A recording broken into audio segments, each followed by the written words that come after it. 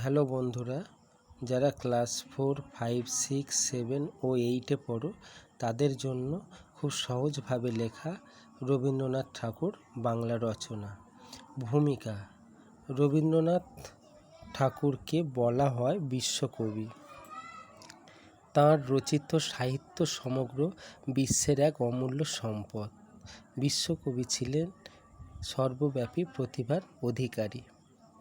জন্ম ও বংশ পরিচয়: কলকাতার জোড়াসাঁকোর ঠাকুর পরিবারে রবীন্দ্রনাথের জন্ম হয় 1861 খ্রিস্টাব্দের 7ই মে। তার বাবার নাম মহীয়সী দেবেন্দ্রনাথ ঠাকুর ও মায়ের নাম সারদা দেবী। মহীয়সী দেবেন্দ্রনাথ সুলেখক ছিলেন। দাদা যতীন্দ্রনাথের কাছে শৈশবে রবীন্দ্রনাথ কবিতা রচনায় উৎসাহ পেয়েছিলেন।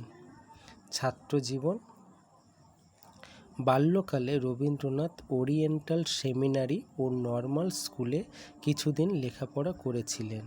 স্কুলের পরিবেশ তার ভালো না লাগায় স্কুল ছেড়ে দিয়ে বাড়িতে মন দিয়ে লেখাপড়া করতে থাকেন।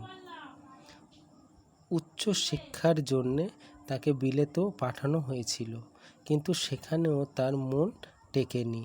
তিনি দেশে ফিরে এসে কবিতা, গল্প, গান, নাটক লেখা শুরু করেন। সাহিত্যচর্চা ও কর্মজীবন: রবীন্দ্রনাথ অজস্র গান, কবিতা, অনেকগুলি নাটক, উপন্যাস ও গল্প লিখেছেন। 1913 খ্রিস্টাব্দে ইংরেজিতে গীতাঞ্জলি কাব্যগ্রন্থের জন্য রবীন্দ্রনাথ নোবেল পুরস্কার লাভ করেন। পৃথিবীর বহু দেশে তিনি আমন্ত্রিত হন। আমাদের জাতীয় সঙ্গীত জন গণ মন অধিনায়ক রবীন্দ্রনাথের রচনা। তাঁর লেখা ও আমার সোনার বাংলা বাংলাদেশের জাতীয় সঙ্গীত ও রবীন্দ্রনাথ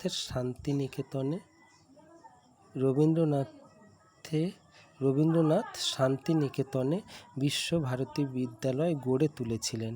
শ্রীনিকেতনে স্থাপন করেছিলেন পল্লী উন্নয়ন কেন্দ্র। উপসংহার: 1941 খ্রিস্টাব্দে 7ই আগস্ট তারিখে 1348 সাল 22শে শ্রাবণ রবীন্দ্রনাথের মৃত্যু হয়।